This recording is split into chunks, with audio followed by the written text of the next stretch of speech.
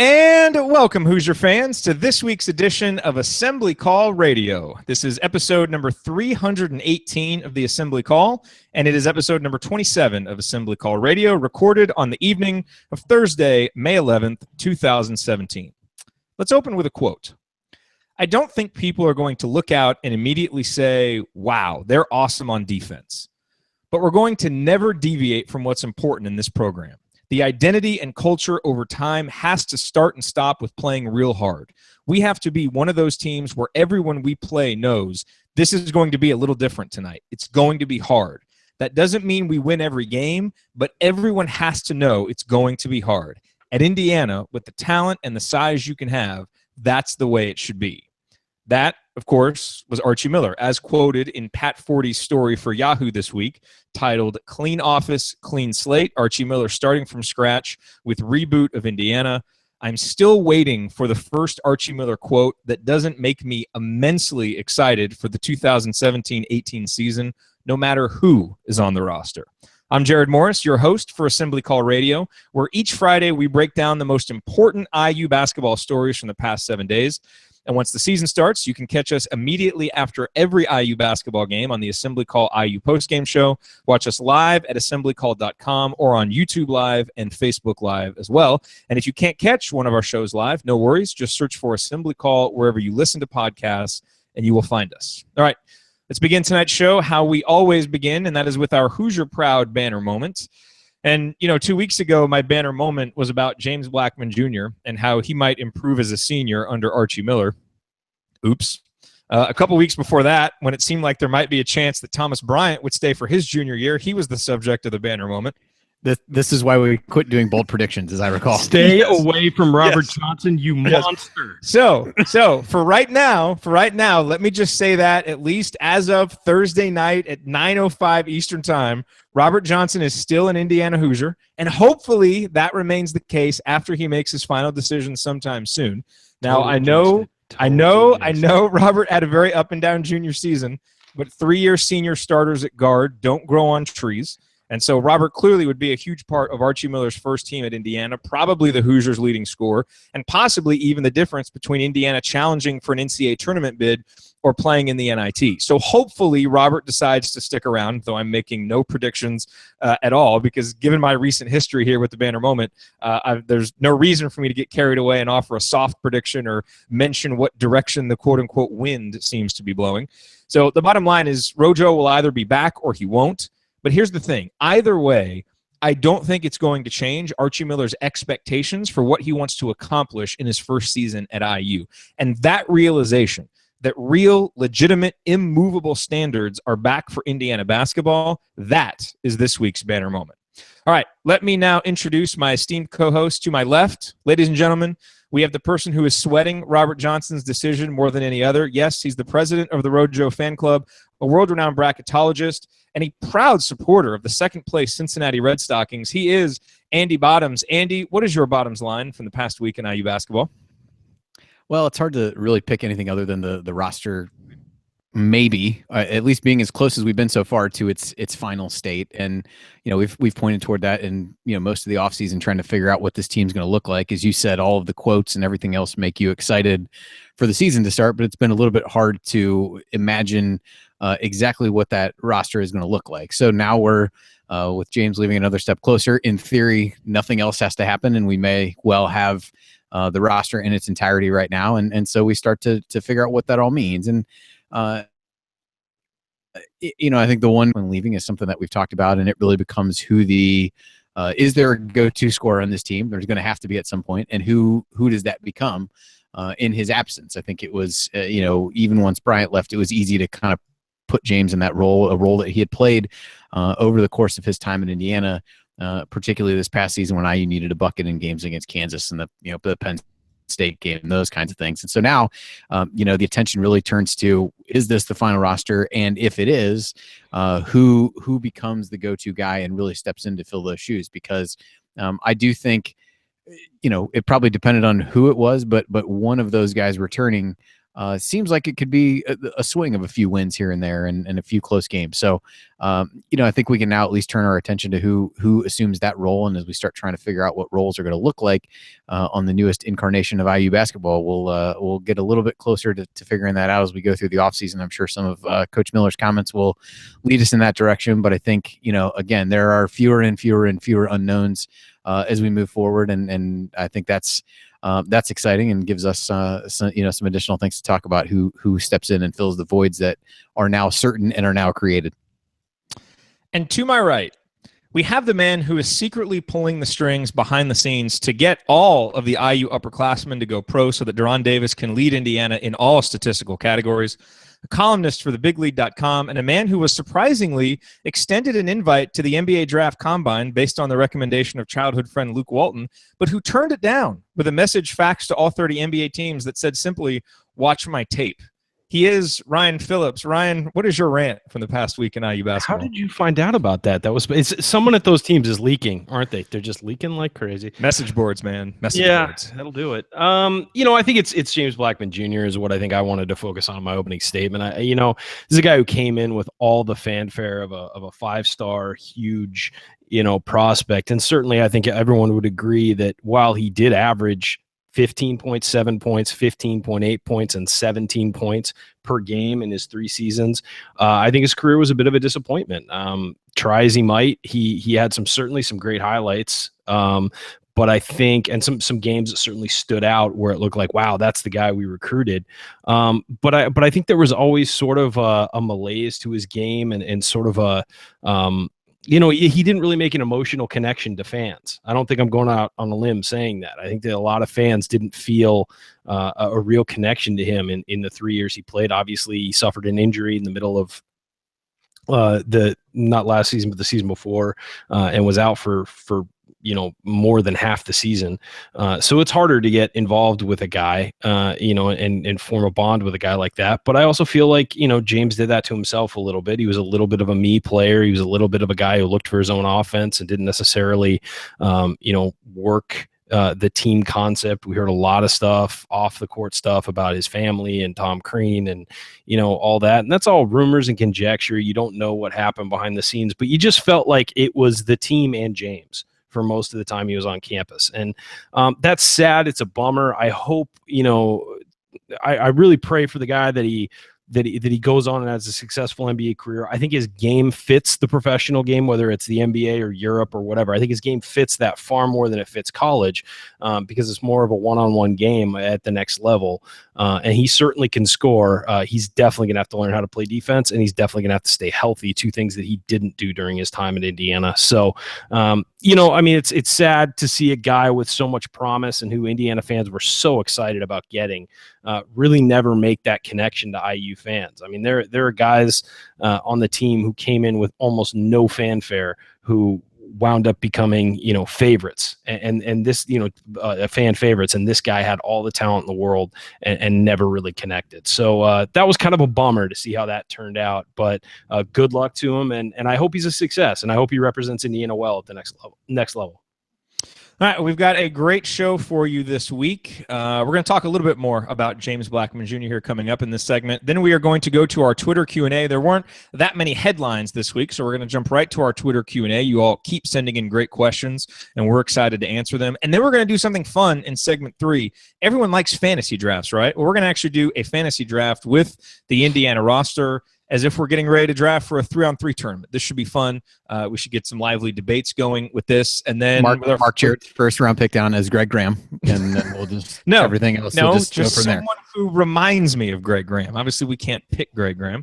And then with our 4th segment, we don't know. We either keep talking about our 3-on-3 draft, or we'll do a player spotlight of Curtis Jones. We will see where we get to at that point. All of that on this week's edition of Assembly Call Radio. Before we talk a little bit more about James, a quick word from this week's sponsor, SeatGeek.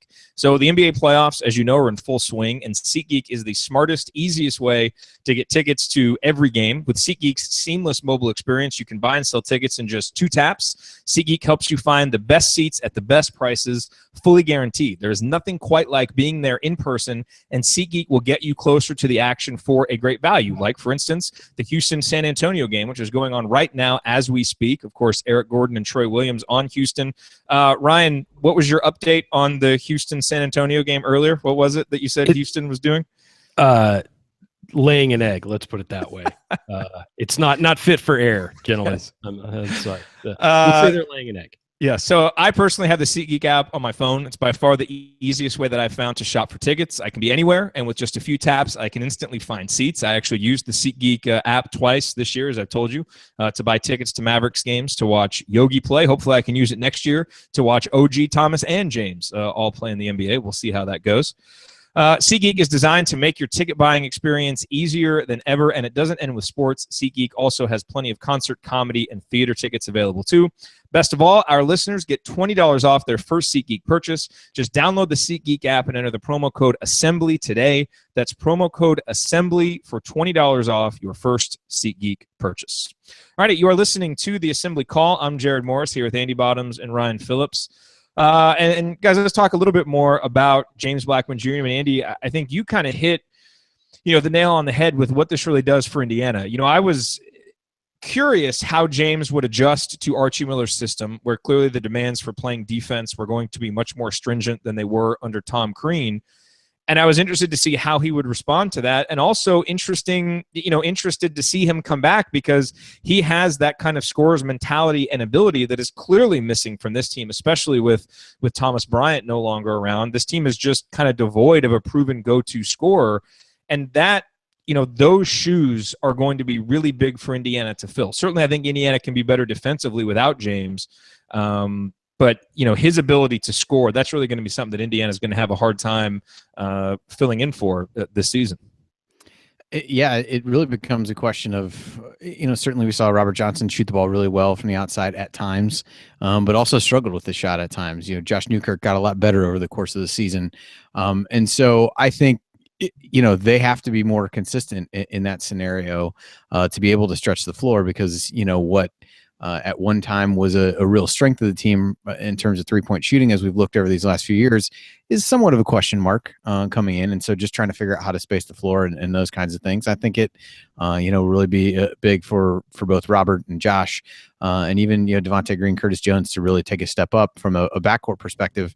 But yeah, it's definitely going to be interesting to see late game scenarios, who has the ball in their hands trying to create for themselves or for others, because there's not, I guess Robert seems to be, if you're looking at a guard, would seem to be that guy if he does come back. But yeah, that's really, to me, the two big questions coming into the season will be that, and then front court depth behind Deron Davis. I think those are going to be the two things that we're going to really look to answer now.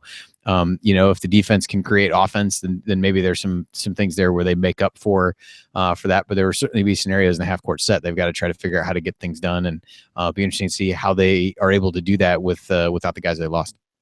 Yeah, I mean, and Ryan, you touched on this a little bit, but, I know a lot of people have questioned James' decision to go pro, saying he's not ready. Who's he going to defend? A lot of people said that about Troy Williams last year when he went pro as well after his junior year, and he's ended up, sticking around as on a playoff roster.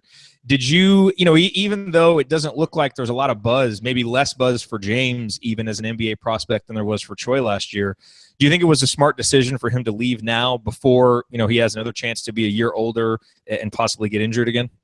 Well, I think a lot of it had to do with the fit at Indiana now, and I'm not sure he fits what Archie Miller's trying to do with the defense first philosophy. Tom Crane's system was so heavy on offense and shooting that he could survive in that without playing great defense and without being a great athlete. In Archie Miller's system, I'm not sure that's going to work. I think it might have been an uncomfortable situation for him as far as learning the new system and trying to fit into it. But I would also say this, playing in Europe isn't what it was 10 years ago. You can make really good money playing in Europe, and James actually fits the European game really well. A place like Spain, a league like in Italy, France, there are countries. Jordan Hulls has done well in Belgium and a couple different places. There you places. go. And he's not, he's an effort guy, but he's not a defensive stopper. But I mean, in the bigger European leagues, James could thrive as an offensive machine. Because playing defense isn't sort of, that key to the game there. It's more of a free-flowing game, kind of like what we've seen develop with teams like the Warriors and things like that. I mean, the Warriors play defense, but it's different. It's a different style of game, and that's how they wear their opponents down, is with offense. So, I mean, you could go to Europe and have a really nice career and become really wealthy, and then in your offseason come back and do the D League if you want to. Gain a reputation there, do some time in the D League, So it's not all about just getting drafted. It's about, becoming a professional basketball player somewhere. And so I'm not sure he'll get drafted. I'm not sure he'll end up on an NBA roster, but there's certainly a spot for him somewhere because of his offensive talent, I think.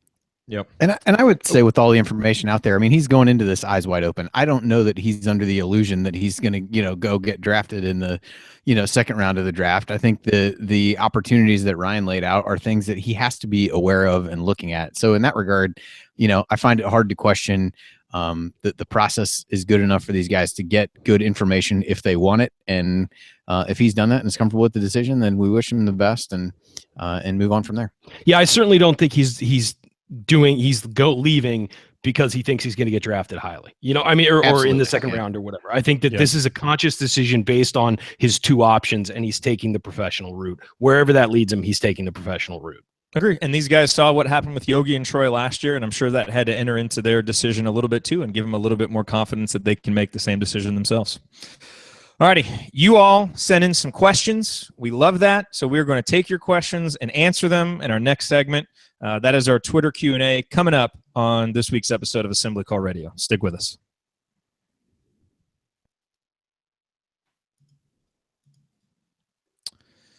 Excellent. I'm going to turn the lights on because it's getting dark here. Cool. That was 16 minutes and 43 seconds, gentlemen. All right.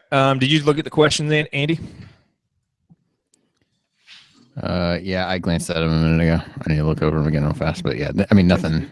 We can both hit that first one. The second one's interesting. The last two questions, we can kind of hit those quickly, so I'm not that concerned if we... I only read the last two. Let me look at the ones first. Sorry. I mean, the third one is interesting. It's just that we don't, it's kind of contingent on whether Robert comes back or not. By the way, for those of you watching on YouTube, like if I had to handicap it, I would say 60-40 Robert comes back, just based on different things I've heard from different people. I mean, I think there's a legit shot. Like, he's really, truly exploring his options and wants to see what's out there. I'm pretty sure, like James, I don't think he's expecting he's going to get drafted in the NBA. But Ryan, as you said, there's a lot of potential to be a professional basketball player beyond just being on an NBA roster. Yeah, I think he's going to have a much more difficult time finding a spot than, he'll find a spot, but Blackmon could play in one of the bigger European leagues next year because of his offensive talent. I don't see that happening for Robert. I think he'd have to go the Poland route or the, one of those, and yeah, Jordan Hall's doing fine out there, but there's a difference between what he's doing and what some other guys could be doing, so. No, I think you look at some of those guys and there's, an elite skill to really fall back on. I mean, even with, Halls, it was always a great shooter. Always a shooter, yeah. Got better, running an offense and being able to distribute the ball. And James, you've got, a guy who can, really put the ball in the basket with consistency. He's got a good shot. So I think that's where it becomes a little bit difficult, where you're, Robert does a lot of things well, but there's not that one thing that he's really known for. Yep. All right. So let's do these questions before we dive in. Let's see. And let's try and keep this segment to about 12 minutes. I don't think we need to go overboard time-wise. I mean, the first question is basically, what are the expectations? Like NCAA tournament, unlikely or expected. So we can all hit that real quick. I like Doug's question. Is the expected defensive improvement offset by offensive regression? Because clearly the offense is going to regress, so we can hit that a little bit. And then, we've talked starting lineup before, but, Andrew asked about the starting lineup, so we can hit that real quick. Scott said, does he make more sense in press conferences and interviews than Tom Crean did? I mean, you can pretty much just that with a yes.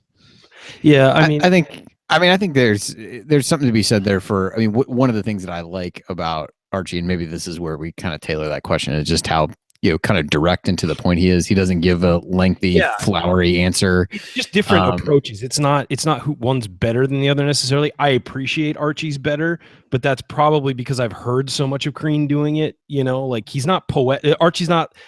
Crean at sometimes would be like almost poetic with his speeches, whereas Archie's just like, this is how it is, and this is what we're doing, and this is who I am. If by poetic, I mean that's a long rambling poem without any discernible rhyme scheme or not always though. I mean, remember the This Is Indiana speech. Remember the post game, after the Iowa game was awesome. I'll give him that. Yeah, after the Iowa game. He did that a lot. We just got used to post game press conferences. But he gave speeches like that and addressed things. Like when he talked about recruits, like whenever they do the signing day things. That stuff when he's talking about when he talks about skill development, he's really good. The difference is Archie. No, you're right. It's because we got bogged down in the game-to-game press conferences, which got annoying. But when he would do those bigger speeches, he was fantastic. But I don't think it's a coincidence that what he's not as good at as a coach, like building a program and a coherent team concept, he's not as good at that. I agree. I totally agree. He doesn't explain it very well. I'm just saying it's different strengths. You know what I mean? Like he can, like Crean could inspire those kids. And maybe Archie can too. We haven't seen him give like a really big speech other than his first press conference. Yeah. I gotta shut the air conditioning off because it's loud. But I think it's just different skills. We can talk about this on air. I mean, why not? Yeah. Hold on. Okay, so I guess that was a good question. just for old time's sake, Ryan vehemently defending Tom Crean. Good. Yeah. All right. Nice to see things haven't changed. What year is this? Where are we? Yeah. It's like 2012 all over again. Let's go. Fucking air conditioning. All right. Forgot I didn't turn that off. Okay, so you guys ready to hop into this? Let's hop into this. Yep. Okay. Okay, I will get started here.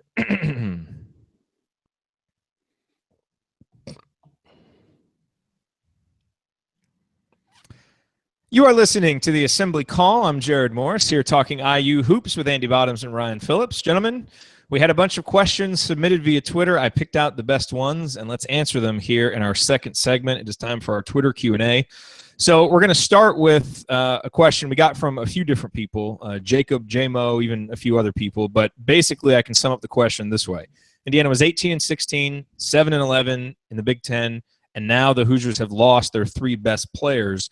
What adjective best describes the odds of Indiana making the 2018 NCAA tournament? Unlikely or expected? And J-Mo's question was the same. What are the expectations now that our three best players officially are gone? Ryan, let's start with you. What is your expectation now? Is it likely? Is it unlikely or expected that the Hoosiers make the NCAA tournament next year? No, I think it's likely. I don't think that the problem was talent last year. I mean, I don't think anybody argues that. So losing your three best players, well, one of them missed most of the season with a knee injury. One of them was James Blackmon, who didn't play any defense and kind of threw the offense off at times when he was looking for his own shot. The other was Thomas Bryant, who didn't live up to expectations. I think if Robert Johnson comes back, I think they're a lock for the tournament. Do I know if they're going to compete for a title in the Big Ten or anything? Of course not. We don't know what the system's going to look like. We don't know what the team is going to look like. But with a lot of those players being a year older, with a guy like Deron Davis, with Curtis Jones, with Devontae Green, getting a year older, with Juwan Morgan hopefully being healthy for a full season, you get Colin Hartman back. Josh Newkirk, at the end of the year, we praised him a lot for his effort and for coming back and really recovering from what had been a really bad start to the season.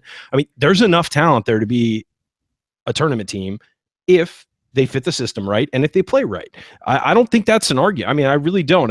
Saying we lost our three best players, you have to look at what that entailed and what the situation was. Those three guys, weren't soaring above everybody else as the best players on the team, and one of them, OG, was out for such a long period of time. It's almost like you didn't have him for the whole year. So, but in fairness to a guy like James, I mean, the offense did struggle sometimes with him, but also we don't beat Kansas, we might not beat Michigan That's absolutely State, true. We don't beat Penn State without him. Absolutely and true. Missing that kind of go-to offensive player is going to hurt. But from a game in, game out perspective, we talked about this during the season. You felt like he was giving up as many points as he was scoring. And you felt like that, sometimes the offense got bogged down with him looking for his shot. And that's just the kind of player he is. Like, it's not a knock on him. That's just who he was. And as long as he was on the floor, he was going to play the way he knew how. And so that wound up hurting Indiana more than it helped sometimes. Now, of course, you're right. There are big games they won because of him. So there's a balancing act there, though. Okay, well, hold that thought, because our next question actually gets to that, basically whether the expected defensive improvement is going to be countered by offensive regression. And so let's get to that. But Andy, what are your thoughts on this? I mean, do you still think it's expected that Indiana makes the tournament, or are you looking at it as more unlikely now? I guess I'd probably categorize it as hopeful. I mean, when I look at a lot of this team is going to have a lot of questions, I guess, is what I come down to when you think. I mean, you've got Colin Hartman. What does he look like after being out of here? Can Juwan Morgan stay healthy? What does Deron Davis look like as a sophomore? And can he stay out of foul trouble? Can Newkirk, build on what he did at the end of the season? How is the depth? Who's the late game scorer? I think there's a lot of questions. Now, I would say that there's enough pieces that if you made me pick one of those, I'd say it's more likely than unlikely. So I guess I would put myself in the expected category. But I also, there are a lot of things that could swing, the season by, multiple wins here and there. I just think there's a lot of questions, not the least of which that I just rattled off have anything to do with how well the team actually, buys into what Archie Miller wants to do systematically. So, I would still put them. I think the talent is there to get there. So if my choices are likely or unlikely or expected or unlikely, I'm going to lean more, away from unlikely, but I think there's a lot of question marks and a lot more questions to answer than maybe you might normally see with a new coach coming in, just because there's a lot of personnel questions as well, even though the roster is familiar to us and full of guys who we've seen play in an IU uniform, quite a bit. Yeah, I mean, personally, I say likely, but obviously there are two huge questions that I think need to be answered. One is Robert Johnson coming back. I think he's really important. It's really important that he come back and give Indiana, kind of a rock that they can build on, a proven scorer, fourth-year guard who's played in the Big Ten for 3 years. I think that's important. And I think a lot's hinging on Juwan Morgan staying healthy and taking the next step in his development. I mean, he has to be a leader and a go-to guy as a junior, and he was a little bit up and down as a sophomore, not just when he was injured. He didn't play as well defensively at times, and so I think he didn't shoot as well. So he's got to take that next step too. I think if those two things happen, I put Indiana in the class of likely. Either way, my expectation is Indiana making the tournament, because I just think it's time for us to get back to that standard, that's what we expect. And just to throw one last thought in, I mean, look at Archie Miller's track record. Is this team next year talent-wise going to be any worse than Dayton was this year? Well, yeah, you have to look at it in relation to they're playing, to the schedule and everything. But I'm saying, like, if he's been able to develop winners with that team, that kind of team against that kind of competition, when you compare what he's going to have talent-wise to the rest of the league, I think going 6-7 deep a couple of years too. Yes. I mean, not having any depth. I certainly think that he'll be able to put something together and get him into the tournament. Yeah. All right. So as to the next question, I mean, I think we all agree that the defense will be better, right? I think we can all nod and agree the defense will be better. The offense clearly is not going to be as good. One reason may be that, Archie Miller just hasn't had as prolific of offenses as Tom Crean has had, even though they've certainly protected the ball better than Tom Crean's offenses did. But that, plus the fact that you remove OG Anunoby, Thomas Bryant, and James Blackmon Jr. from the roster, there's just less offensive firepower. But Andy, do you see the expected offensive regression being more than the improvement that we're expecting on defense, a wash? Like, how do you see that kind of leveling out? I mean, I would look at it as, when you look at Miller's track record, at least, I mean, he's been, I think out of his 6 years at Dayton, was in the top, I'm using arbitrary cutoff so that it makes it, they were, 53rd one year, but, so roughly top 50 in 4 of those 6 years offensively. So if you assume that IU, even they were 27th in adjusted efficiency last year, so let's assume they dropped to 40th, 45th to be kind of in line with what Miller's teams have typically been. And the defense comes up to, let's say 30th. I think there was a question last week. I mean, you average those out and you're in the upper 30s, mid 40s, which is right where IU was last year. So I think it's probably a fair way to think of it. Just if you kind of throw a few numbers at it, where you probably end up maybe similar, maybe a bit better. Maybe you get your way into the 30s, which is where, we start talking about, NCAA tournament stuff, as you look through teams that were in the 30s last year, there's a lot of 9, 10, 11 seed type teams, and that's probably what IU would be if you go there. So I think it's definitely a fair question. I think ends up being a little bit of a wash. I think Miller, because there's been such a defensive focus, maybe doesn't get credit at times for the fact that his teams haven't been terrible offensively by any means, just not maybe not as exciting to watch on that end, but I think they've still, shown an ability to be efficient, even with, again, what we would say is less talent than what he's shown so far. So I don't see them falling into the, 70s or 80s from an efficiency standpoint on offense, to say the least. You are listening to the Assembly Call. I'm Jared Morris here with Andy Bottoms and Ryan Phillips. We're answering your questions on this edition of the Assembly Call. Ryan, let's jump ahead to the last question, because I think we kind of started talking about this off air, and it ended up being a more interesting conversation than I thought it was going to be. So let's talk about it here. And this question is from Scott, and he's wondering if Archie Miller makes more sense in press conferences and interviews than Tom Crean did, or is it just me? To me, it's a pretty simple answer. Yes. To you, it was a little bit more nuanced. Well, I think that he's more direct and he answers questions in a more direct way. So I think in a post-game press conference sense, he'll be fantastic, whereas Tom Crean was sort of aggravating at times. But I think that when Tom Crean gave speeches, he was more, I don't want to say, I guess inspiring, but I don't mean it that over the top. I don't know how to put it other than that, but you heard him give some really great speeches, and you heard him the Iowa game, for example. Yeah. And his, when he took the job, that speech is legendary. It'll go down in Indiana history because of the words, "This is Indiana." But the rest of that press conference was unbelievable. I was there live, reporting on it. And all of the reporters in there after he was done were looking around at each other like that was unbelievable.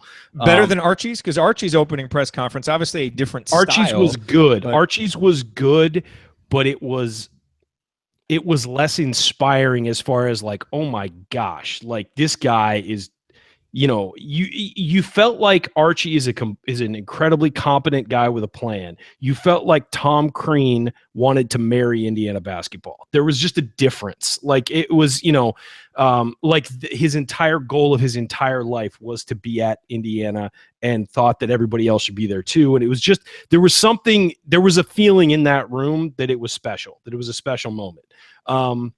I would contrast that somewhat simply by saying, with Archie, his opening press conference, and when you hear him speak, he sounds like a guy with a plan who is totally comfortable in his plan, and he's simply explaining it. You can take it or leave it. Whereas Tom Crean is trying to convince you that his plan is the right one. I would agree. And I'm not saying that Tom Crean is a better guy at this. I'm just saying it's different styles. It's completely different. And when you listen to Archie, you feel like this guy is in charge. He knows what he's doing. He's got a plan. He's got it all covered. He's thought it all through. With Crean, it was very like high rhetoric, and so sometimes you need that. You need to be inspiring. You need to get those words out. But for the most part, 99% of the time, you want to hear what Archie Miller brings. And that is, I know exactly what I'm doing. I know I have a vision and I'm sticking to it. And again, we talked about, giving examples of Tom Crean. When Tom Crean would talk about his recruiting classes, the day that he could finally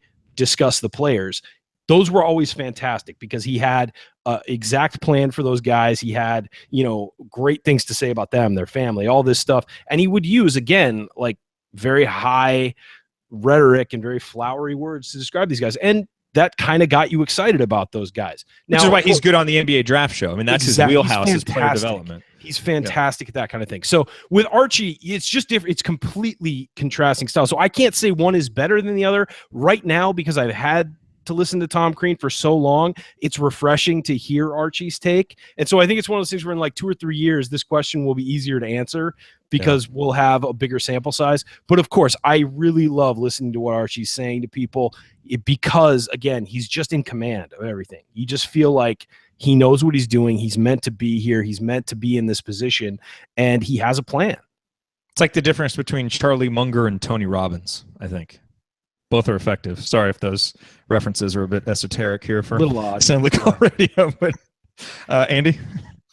Yeah. Maybe I should just go back to Greg Graham. Yeah, good job. Throw it to me after that. Here. We just fell into this hole. Try to dig us out. Look up Charlie Munger and Tony Bringing Robbins. the show to a screeching halt. Jared Morris. There are people out there who got that reference, and they're going to appreciate it. And they really loved it. I have no doubt. No, I think the introductory press conferences are the exact way to look at the two of them. I mean, their differences are no more clear than they are as you look at the contrast of those two approaches to things. And Crean was more of the salesman, and to Ryan's point, the more flowery words and kind of crafting this story around it. You kind of talk about some of the underdog stuff that we've talked about before, how he performed well there. Like even in the Iowa thing, it was kind of like, people left you, we were the underdog. Like those things, play really well. And I think, very salesy, whatever you want to say. And I think to your point, Archie at least comes across as very direct. He's not going to give you more than what he wants to, not going to go on and on. He's going to answer your question and move on to the next one. And I liked your analogy of he's not necessarily selling something in the way that Crean was. He's just saying, here's what I'm going to do. You can take it or leave it. I thought that was a pretty good way to put it. And so I think it's also one of those where, as Ryan mentioned, people have kind of gotten tired of some of that aspect of what Crean is doing. So inherently, people who are tired of that are going to be refreshed by seeing Miller take a different approach. So I think it just stands to reason that people are going to be more receptive to that because it's different and not something that you'd gotten tired of, in the same way that if you ate the same meal, for 7 years and somebody cooked you something different, even if it was grilled cheese, you might still be excited about it just because it's something different. You should always be excited about grilled cheese, by the way. But no, I think because Ryan's probably hungry, so yeah, we've got to get a food reference in. I'm starving. No, but especially after the workout you had right before the show. I mean, you got to be starving. Crazy workout, guys, that you're never going to hear about if you weren't on before we went on the air. No, I would also say that I think Crean, you always got the feeling like he was always looking at the bigger picture, like long term. If whether it's in a season or for the program, whereas I feel like Archie is worried about getting it done right now, getting it done every night, getting the net. He's worried about the next practice, then the next game, then the next, whatever, where he's got obviously a vision for the program, but his focus is every day getting better, where I think Crean had more of a big picture focus.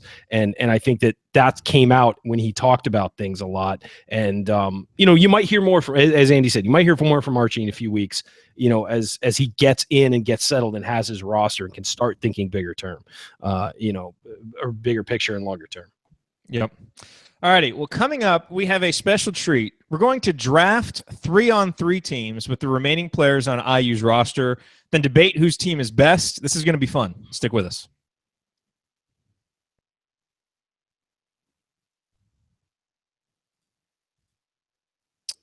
All right. Very nice, gentlemen. 15:27 for that segment. That puts us at 32:10. So we've got 17 minutes and 50 seconds. So yeah, we can go relatively quick with our picks. They shouldn't take us too long.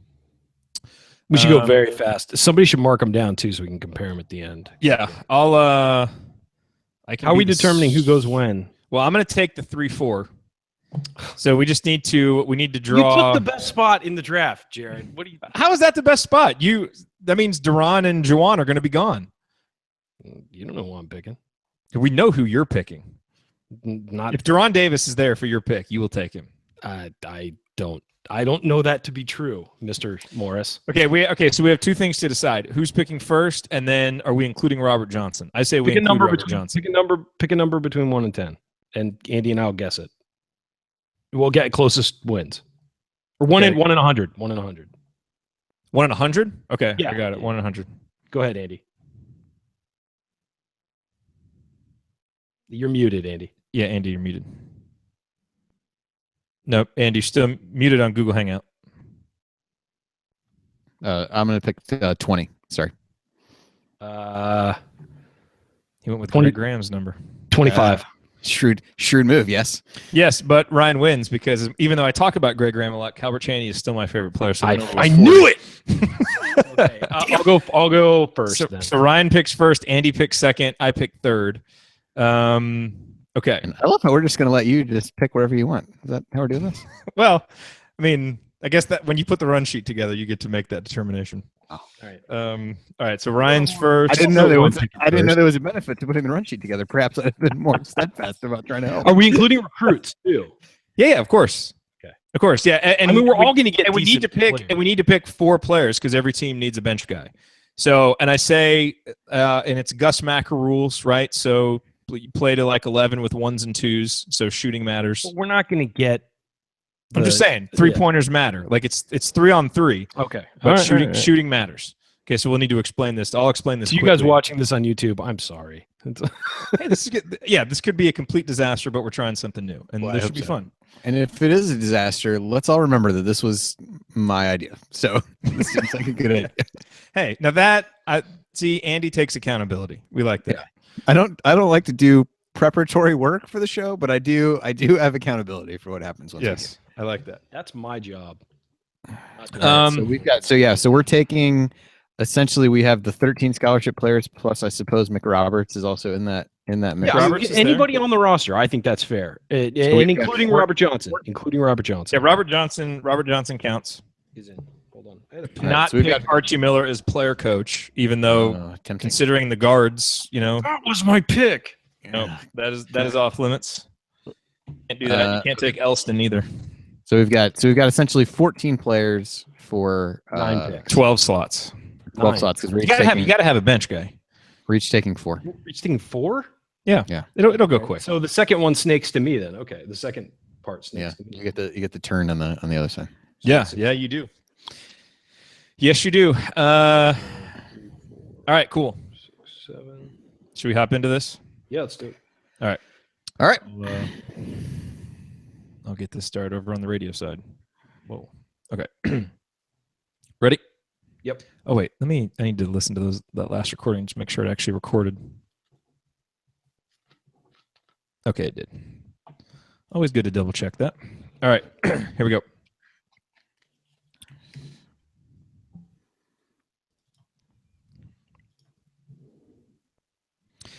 You're listening to the Assembly Call. Remember to go to assemblycall.com/join to activate your free membership. You will get our weekly 6-banner Saturday news roundup, plus our world-renowned post-game analysis emails the morning after every IU game. You have to be a member to get them. The URL is assemblycall.com/join. I am Jared Morris, here talking IU basketball with my co-hosts on the Assembly Call, Andy Bottoms and Ryan Phillips. And remember, you can join us after every IU basketball game over at assemblycall.com and every Friday right here for Assembly Call Radio. All right, for our third segment, we're going to do something fun. We are going to take the remaining Indiana roster and draft teams for a fictional 3-on-3 tournament. So the rules are pretty simple. These games will be played to 11, 15, whatever, but it'll be 1s and 2s. So yes, outside shooting does matter. Other than that, we are doing this under the assumption that Robert Johnson returns, so he is eligible as part of the player pool. But as we determined, Archie Miller is not eligible as a player coach, point guard. So Ryan, you cannot choose Archie Miller. I argued against that heavily, but apparently they're not allowing it. It'd be interesting to see where Archie would actually go if he could be picked, and considering no one's actually watched him play in 18 years. But I think there might be more confidence in him than some of the guards on the roster right now. Okay, we made accommodations during the break for what the draft order would be. Ryan, you have the first pick, followed by Andy, and then myself, and then it will snake back. So here we go. Let's draft our teams, and then we will debate who has the best team. And we want you to chime in as well. So you can go to the YouTube page, assemblycall.com/YouTube is our YouTube channel, or of course on Twitter @assemblycall. Let us know what picks you agree with, disagree with, whose team you like, don't like. We want all of your comments. Let us know. With that said, Ryan Phillips, you are on the clock. Just in the interest of full transparency, when Jared said make accommodations, that meant he picked what slot he wanted first, and then Ryan and I fought over whichever. Basically, we did a little competition to get it. I would say, too, to point this out, I am basing this, and I think we all should, on where these guys will be at the start of the season. So not today. I'm saying start of the season. So this is with an off-season development, a projection for me. I would say this is how he prefaces his Deron Davis pick, because Deron will be in shape. Can we just get this out of the way? You do not know who I'm picking. Why do you assume that I'm going to take – I'm taking Deron Davis. Deron Davis, yes. See, Only two big man on the roster. You gotta have a big man. You know, you guys make fun of me for choosing. I magnanimously stepped to the side so that you guys could have Deron and have Juwan Morgan, or actually Andy will probably pick Robert Johnson, but that's why I did that. It wasn't just to take the 3-4 picks back to back. Yeah, right. All right, Andy. I'm gonna take Juwan. Wow, over Robert Johnson. You got to look. There's other guards. You start looking. It's a scarcity. I mean, even when I took Deron Davis because of practicality, not because I love the kid. He's the only big man, only true big man. Morgan can guard different positions, do a bunch of things. If I don't take a point guard, he can initiate the offense. Come on. All right, we got to keep it moving. You're up. Yep. All right. So I'm clearly taking Robert Johnson. There's no question there. I'm taking Robert Johnson, and I need some size. I am going to. That's what she said. Oh, we're gonna have to bleep that out. No, you're not. Okay, I'm gonna kind of surprise you here. I'm going with the freshman Clifton Moore. I'm taking some size. I need some height, so I'm going with Clifton. Andy, back to you. I'm gonna maybe another surprise. I'm gonna go Devontae Green. Wow. It's good. Mostly, in part. I mean, I am excited about him this year. A good part of that was just to spite Ryan. Yeah, I knew. And you needed a guard, so I mean, it's a wise choice. I would have picked him, but I already had Robert. Needed a good defender. I'm going to hold these 11 to 15 point games to as low as they possibly can be. I know who I'm taking. I am going to take me. So this snakes. I got back-to-back picks here, right? You do. Yes. I am taking Colin Hartman, and I will take Josh Newkirk. Josh Newkirk, okay. All right. It's a good squad there. Deron Davis, Colin Hartman, Josh Newkirk. That's a solid start for you. Oh, boy. Oh, I know. I'm good at this. All right. Gracious. Andy? Yeah, let's see. Okay, who's available still? So we've got Tim Thriller, Freddie McSwain, Grant Galen, Curtis Jones, Al Durham, and Justin Smith all still available. And McRoberts. Okay. Boy, that was tough. I was hoping to get one of those guys that Ryan went with. I'm gonna take Justin Smith. Dang it. It's a good pick. That is a good pick. Okay, so I am going to go with Curtis Jones, who is getting ready to bust out as a sophomore. So that's a huge pick right there. And give me Freddie McSwain. Try and keep him off the offensive boards in a 3-on-3 setting. Good luck. Andy? I'm gonna go with I'm gonna have a young team here. I'm gonna take Al Durham. Okay. I liked your interview with him. Think he's got a good mindset. Another guy who can facilitate, and I mean, there's going to be lots of fouls called in as in any tournament of this setting, and he proved to be good to get to the line. And yeah, I mean, defensively, Andy, your team's going to be good, but I'm just not sure how you're going to score any points. That's not. It's a battle of attrition. We're going to play defense, wear you down, and then eventually I'm bound to score. With the last pick in the draft, I'm taking a shooter. I'm taking Grant Galen. Grant Galen. Okay. He's my bench guy, so yeah, we got a bench guy. Okay, so let me reset real quick, and then let's recap the rosters, and let's debate who's going to win. So you are listening to the Assembly Call. I'm Jared Morris, here with Andy Bottoms and Ryan Phillips, and we just did a draft. We are drafting for a fictional 3-on-3 tournament with the remaining Indiana Hoosiers roster. Here's how the draft went down. So Ryan's team is Deron Davis. That was the first overall pick, was Deron Davis. He also has Colin Hartman, Josh Newkirk, and Grant Galen. So his obviously top three are Josh Newkirk, Colin Hartman, Deron Davis. Andy went with Juwan Morgan with the second pick, followed that up with Devontae Green, Justin Smith, and Al Durham. And I picked Robert Johnson with my third pick because we were doing this with the assumption that Robert will return. I then picked Clifton Moore, and then I have Curtis Jones and Freddie McSwain. So let's each state the case for why our team is the best. I will go first. I mean, clearly I have the senior in Robert Johnson, who has experience, is both a very good shooter and an excellent defender. Now, obviously, then I have two wild cards in Clifton Moore and Curtis Jones, who have all the talent and ability in the world, but can they actually harness that? I think I had to take Clifton Moore at that spot because I needed some size with Davis and Morgan already gone. but I think he really presents some matchup problems, especially in a 3-on-3 setting.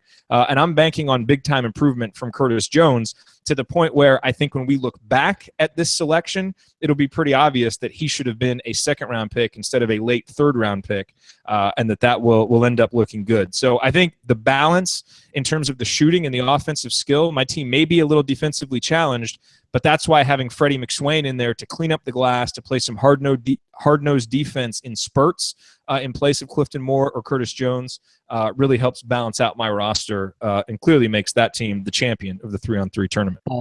False. Okay. Hey, but you got to state it with conviction, right? Andy, why don't you make the case for your team next? I mean, I think I've got the best chance to lure Archie Miller to coach my team based on the defensive mindset. So that gives me a leg up on either of you immediately. No, I think there's like a good versatility with Juwan Morgan, who can do a lot of different things, can guard different positions, and particularly in this where there aren't many big men to have to worry about guarding. I think that becomes helpful. Except for when you play Ryan's team. Got multiple, whatever. Got multiple guys who can initiate the offense between Morgan, Devontae Green, even Al Durham as a potential point guard. So I like that. Youth is a question mark with 3 of them, either freshmen or sophomores. But I like the toughness between a guy like Juwan Morgan, Devontae Green has shown that. So a lot of moxie, I think, would be said about this team. And like I said, I think conditioning is going to be important as we look forward to where this is going to be, because my team is going to have to grind out wins in defensive struggles. But I think they've got things to do it. Devontae, I think, will improve as a shooter, so that'll help balance things a bit from the outside. But I got some guys that can really drive it to the hoop and hopefully make some things happen. So and your team, like Indiana, is really hinging on the health of Juwan Morgan, because if anything happens to Juwan, I mean, you're stuck with Devontae, Justin Smith, and Al Durham. A small, undersized, unproven group that's really going to make things tough on you. So you need Juwan to stay on the floor. Yeah, and if Miller doesn't coach, I can get, if that happens, I'll get Crean to give the underdog speech, and it'll all come together. The Crean underdog speech. Nobody believed in us. It's going to be a big one.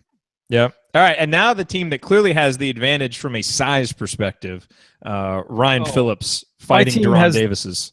The advantage in every respect. I don't think anybody in the audience is going to argue with this. First of all, Deron Davis, the only team can't. You have no shooting in your starting lineup. That's why I picked up Grant Galen, an ace shooter. If you watch his tape, come on, man. So Deron Davis, plus Colin Hartman can shoot. Deron Davis, the only true big man on this team, so you guys can't guard him. First of all, you're out the window. You're done right there. You should have gone with the number 1 pick, Jared. Then you've got Colin Hartman and Newkirk. So you've got leadership, but you've also got the 2 best post passers on the team, the 2 best post entry feed guys on the team. You've also got Newkirk. You think Josh Newkirk is a better post feeder than Devontae Green? Yeah, get out of here with that nonsense. Devontae, that's a good point with Devontae. But remember, Devontae didn't play as much as Newkirk last year, so we kind of. And also, Robert Johnson was a pretty good post feeder as a sophomore. Not as a junior. He struggled as a junior. So I'm going with where they're at now, Jared, or where they're going to be at, and I haven't seen that from RoJo in a while. So you've got the leadership, veteran leadership, Colin Hartman, Josh Newkirk. Both guys can shoot. You're right, not lights out shooters, but that's why I got Galen on my bench. If I am behind and need to bring in some shooters, you flip. Hartman can handle the ball, or you can flip him out. You can go small, take Deron Davis out, get the 3 perimeter guards. You're going to have to do that once Juwan Morgan gets Deron Davis in foul trouble. So, yeah, you're going to have to. You better hope Grant Galen's ready to play. I'm pretty sure Juwan Morgan has his deals. Yeah, I'm going to be destroying you when Juwan Morgan goes down with another. You don't even know their injury. names, Ryan. You can't. Yeah. No, I got this, guys. I'm sorry. Well, first of all, I will say that it's either Andy's team or my team. I think, Jared, I think that the Snakes. That's preposterous. That is preposterous. My team has balance. You can't guard Robert Johnson, Clifton Moore, and Curtis Jones. I have the most offensive firepower. Oh, heck yeah, I can. Josh Newkirk shut down Joel Berry. He can guard those guys. What are you talking about? And Deron Davis is going to come out on the floor and guard Clifton Moore. He'll go right by him, and then Deron will foul him. And first of all, he'll be sitting on the bench in favor of Grant Moore is Galen. going to get manhandled by a grown man in Deron Davis. Clifton Moore needs to eat a ham sandwich right now and then repeat that every 5 minutes until he's on campus. The kid weighs like 200 pounds at 6'11". Don't tell me he's going to destroy a 240-pound Deron Davis. Come on now. All right, all right, we have to take a break, but we want your thoughts. Tweet us at Assembly Call. Whose team you think will win the fictional IU basketball 3-on-3 tournament? Ryan's team, Deron Davis, Colin Hartman, Josh Newkirk, and Grant Galen. Andy's team, Juwan Morgan, Devontae Green, Justin Smith, and Al Durham. Or my team, Robert Johnson, Clifton Moore, Curtis Jones, and the super sub off the bench, Freddie McSwain. Let us know your pick. And and we'll be back. Jared's got to take a break and make a ham sandwich. We'll be back with our final segment. I don't know exactly what we're going to talk about. We may pick up this debate or we'll talk about something else, but join us as we wrap up this edition of the Assembly Call.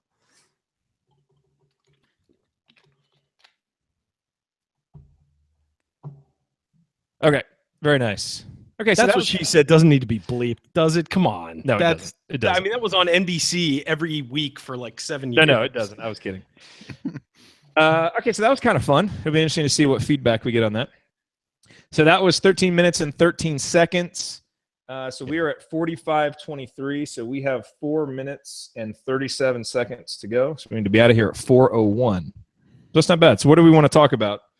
There's not enough time to talk about anything, is there? Because we always get caught up. So, well, I was going to say we could talk. I mean, I think it'd be interesting to just give a quick hot take on Curtis Jones. I mean, I think I don't know what angle we want to take on that in a couple of minutes, but I think he's a huge player now with Blackmon out. I mean, for the real Indiana team, you know, maybe say we can just go around the round table pretty quick. Do we think he might be the most important development over the offseason is like his development? Because we need a scorer. We need sort of an athletic perimeter guy, I think. We really do. Let me pull something up here real quick.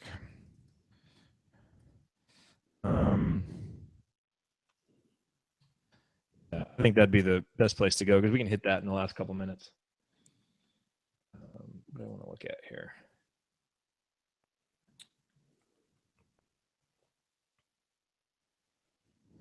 Yeah, I mean, I think he's important.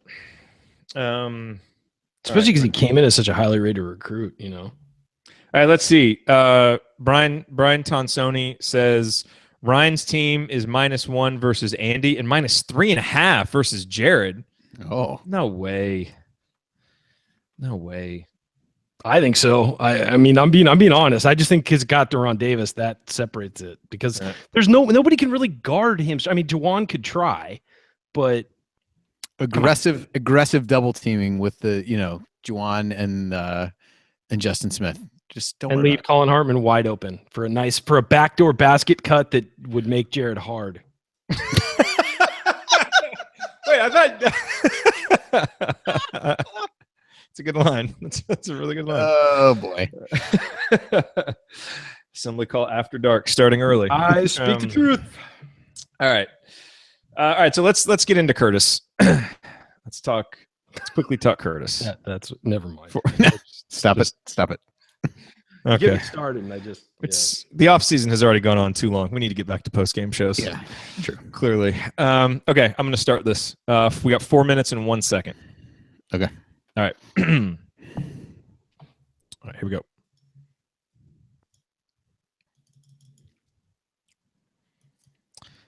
You're listening to the Assembly Call. I'm Jared Morris talking IU basketball with Andy Bottoms and Ryan Phillips. Hopefully you joined us for our last segment where we had some fun and drafted teams for a fictional 3-on-3 tournament with the IU basketball roster. I ended up choosing Curtis Jones.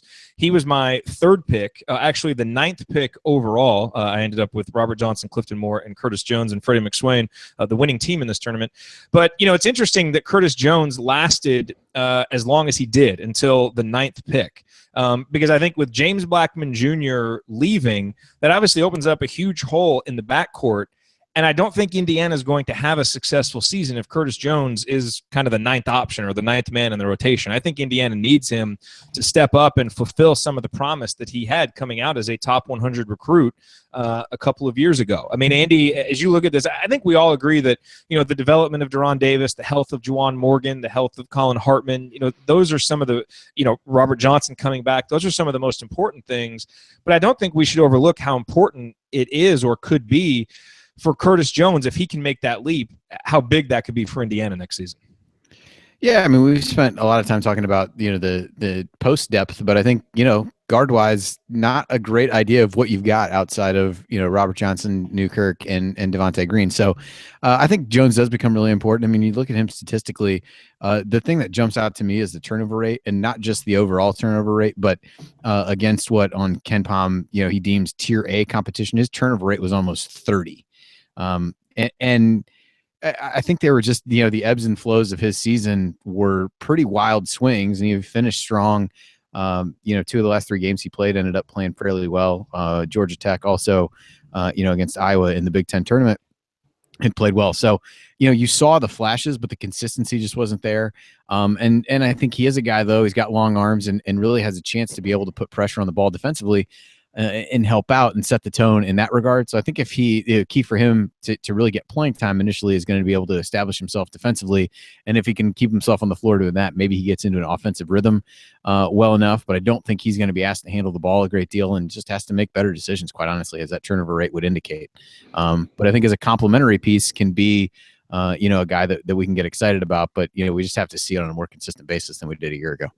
Yeah, I would just jump in and say that I think that the other 3 main guards as they stand right now, Robert Johnson, Josh Newkirk, and Devontae Green. Obviously, Johnson can score the basketball a little more than the other 2 guys, but they're all kind of interchangeable. Whereas I think Curtis Jones gives you a different type of player, an athlete who can shoot when he's on, can shoot, can drive, has just otherworldly athleticism and has to figure out how to use it. And defensively, he gives you a lot of length, a lot of size at that guard position. So I think that he could be extremely important if he can develop this offseason. He's going to be very important to Indiana's story next year. Good or bad, he's going to be very important because I think he gives you something different than the other guards on the roster. By the way, over in the YouTube comments, Drew the Dude has the 3-on-3 teams ranked Ryan, Jared, Andy, but he also has a Kentucky logo as his avatar, so you can take that for what it's worth. And but he does make a good point. Shouldn't the whole conversation scare IU fans about the lack of height? And it kind of does. But we're gonna have to see how it shakes out. I mean, I think Indiana is not going to be a team that is deep on the front line. Obviously, going to have to compensate with being gritty and with guards stepping up and taking the next leap in their development. And I think Curtis Jones is obviously a guy who's going to be very, very important from that perspective. All righty, well, that will do it for us on this week's episode of the Assembly Call. If you want to see us do the show live and be part of the live chat, join us at assemblycall.com on Thursday nights for the live simulcast of our Assembly Call radio recording. Or you can always subscribe to our podcast by searching for Assembly Call wherever you listen to podcasts. And don't forget to go to assemblycall.com/join to activate your free Assembly Call membership. Thank you for listening. We will be back to talk IU hoops again with you next week. Until then, keep your elbows in and your eyes on the rim. And go Hoosiers.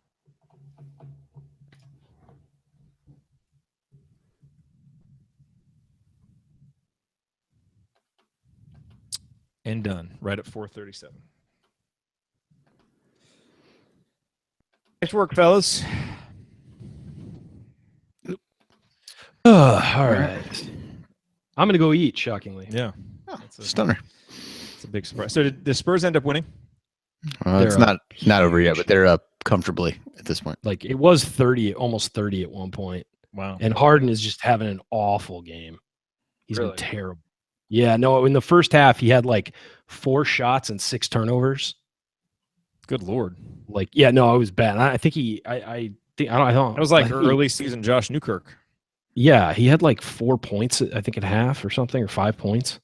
It's 104-72, so 32-point lead for the Spurs with 5:43 left. And Kawhi's not playing. So that's crazy. Yeah, Aldridge has been unbelievable. 32 and 12 for Aldridge, 15 of 25 from the field. Wow. So I'm thinking maybe who's on next week? Are you guys both available next week? I mean, I can be, if you need. Okay. Zach is not free next week, so hopefully we can all. Okay. Yeah, I should be fine. I don't think we have anything going on. So maybe, Ryan, maybe next week we take on your topic about what kind of program we want IU to be. Or who we want him to emulate, or however you phrased it. Yeah, that was good. Let's dig up that email. And then I think, if this draft thing went well, I think it'd be fun to kind of do some other ones, but like draft, like maybe the all like Tom Crean era team. That'd be kind of fun. Draft, just from IU history. It's kind of a fun little exercise. Yeah, we probably have to go through the picks a little quicker, I think, because I think it worked out time-wise, but if we're going to do something like that, we got to come in prepared with lists, I think. Not obviously who we're going to take because we don't know, but we got to come in a little more prepared, I think, for that. Yeah. So maybe we'll figure that out a week in advance and work on it. Yeah. Or maybe everybody hated it and we scrap it, but I thought it was maybe fun. not. I thought it was cool. You just liked my Clifton Moore line. Yeah, it was good. That was solid. All right, gentlemen. Later, guys. See you all later. And thank you all for watching. We'll be back next week for another episode. I didn't even know we're still on. we are still live. It's dangerous. Later, guys. You might have started recounting your pre-show exercise routine. Yeah. Which wouldn't have been good. Maybe I would have given out my bank statement. I don't know. So, Ryan, what's your social security number? Speak directly into the microphone. And look straight ahead. All right, everybody. Talk to you next week. All right. Later, guys.